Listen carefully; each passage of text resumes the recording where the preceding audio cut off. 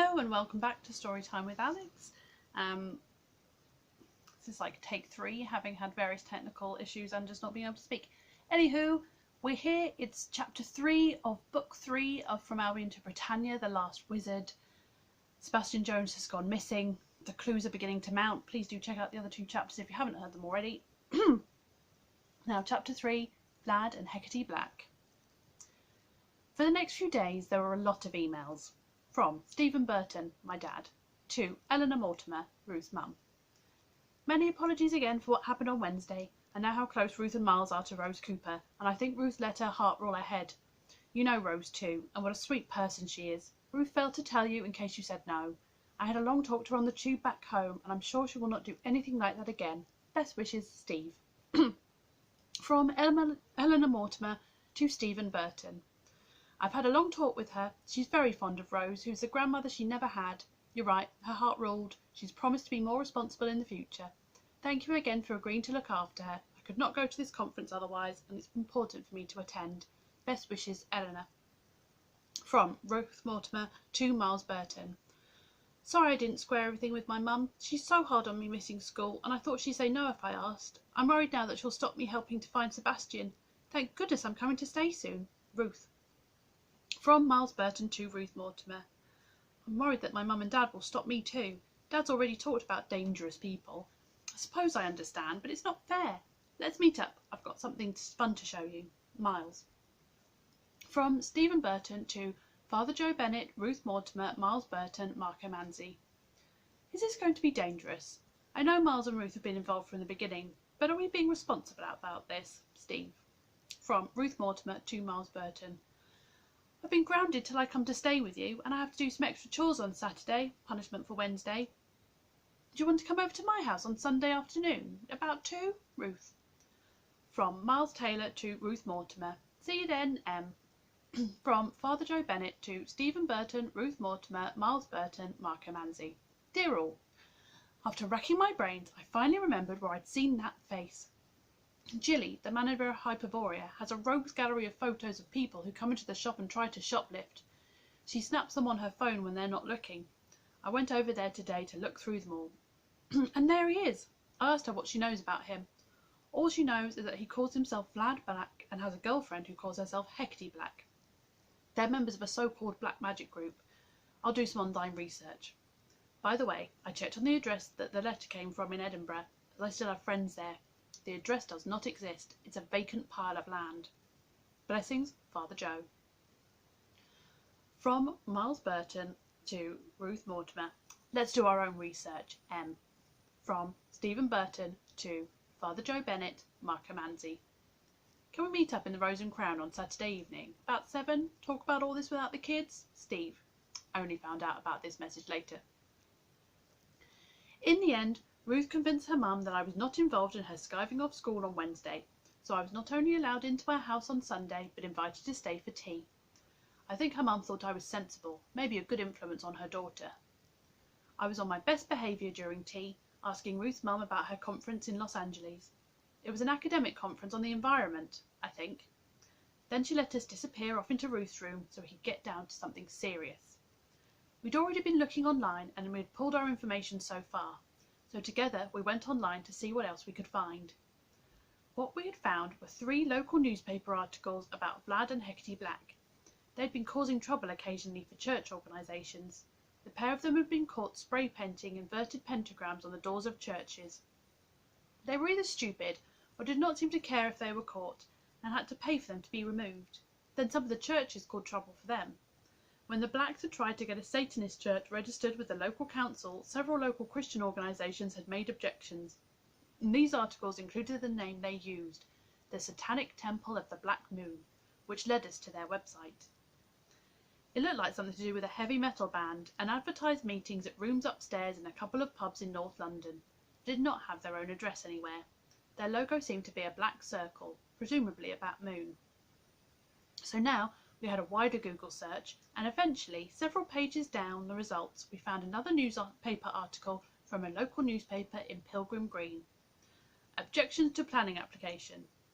Many objections have been received against an application for an extension to a private house and change of use to a business, a conference centre specialising in alternative religions. Dubbed by locals the Black Magic Centre, Mr. John Street, known as Vlad Black, has now lost his appeal and the house must remain as a private dwelling. Mr. Black had inherited the house, known as Temple House, from noted local eccentric Rupert Templewick Tuckwell, who died in 2011 at the age of 79.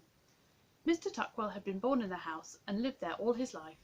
The house was well known before the war for spiritualist séances. In the 60s and 70s it became notorious for the wild parties held there.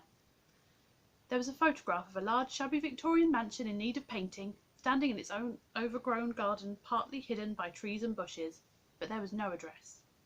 However, it dawned on me that there must be a public record of the planning application, and after searching through some of the most boring council websites in the world, we found it, and the address. Temple House, Bourne Road, Pilgrim Green in North London. "Do we tell the others?" I asked Ruth. She looked at me. "They might find it for themselves." Oh, wrong voice. "They might find it for themselves. My dad and Father Joe are quite good online. And we do want to find out where Sebastian is as soon as possible. We could go and talk to Rose about it." "She would tell us to tell the others," I replied.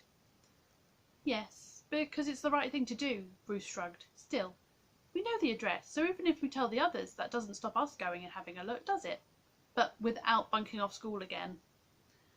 "Then it's lucky we break up for the Easter break on Wednesday, isn't it? And you're coming to stay with us that evening. So shall we email my dad and Father Joe and tell them what we found out? For Sebastian." "Yes, and if they try and keep us out of it, well, we can work out what we're going to do next." From Ruth Mortimer to Father Joe Bennett, Stephen Burton, Marco Manzi. "We found the attached with the web address of the newspaper article and the planning application. This might be where they're keeping Sebastian, Miles and Ruth." Father Joe must have been online, as we received a reply about 5 minutes later. From Father Joe Bennett to Ruth Mortimer, Miles Burton, Stephen Burton, Marco Manzi. "Dear Miles and Ruth, well done you two. I'm sure I've heard of Temple House before. Your dad and I have been searching but didn't manage to find this. Your parents have invited me round tomorrow after school to work out what our next step is.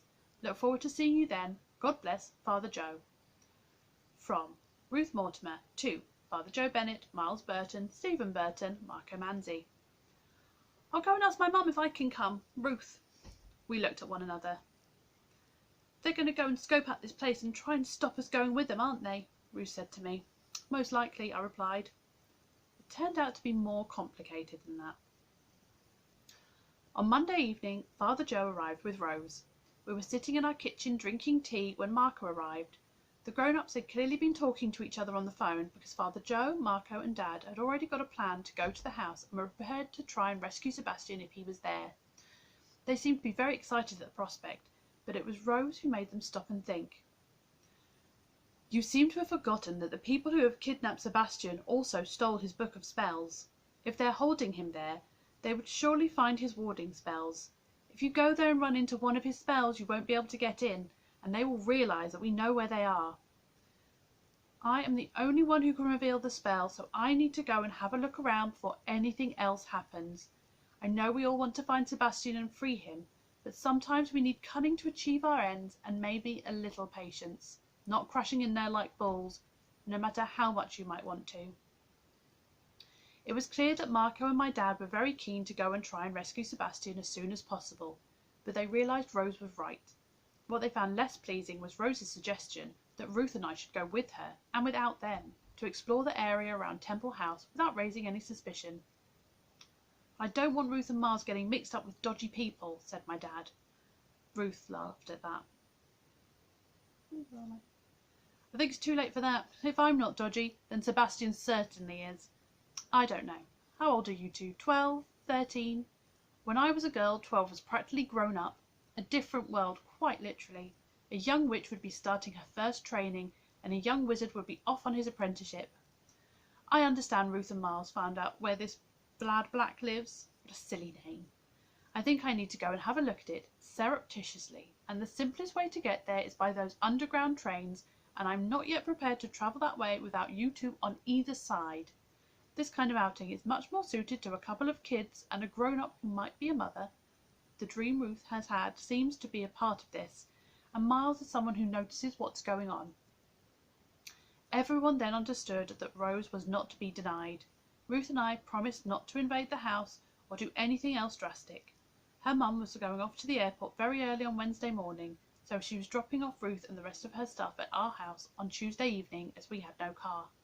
Both our schools broke up at lunchtime on Wednesday, so it was agreed that we would go over to Pilgrim's Green with Rose on Wednesday afternoon. And you can find out what happens then next time on Storytime with Alex. See you later.